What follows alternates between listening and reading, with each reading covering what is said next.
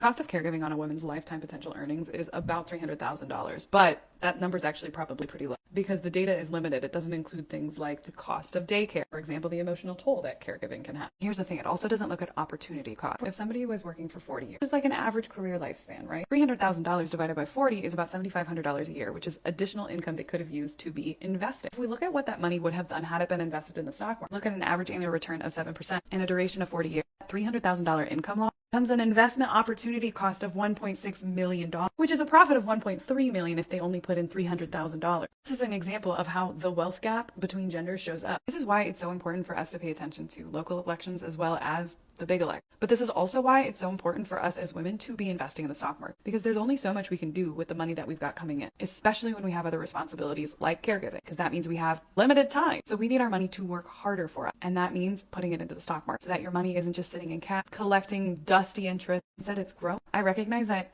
investing in the stock market isn't a catch-all solution because you need money to invest in the stock market. But even if you can only do $20 a month or $100 a month, whatever it is, every bit helps. Because yeah, systemic change needs to happen, but systemic change takes a really long time to happen. So while we're making those changes in the systems, like making sure that people have access to childcare that's actually affordable, we got to be doing what we can to build our own wealth, because building our own wealth gives us more options, and more options gives us more freedom.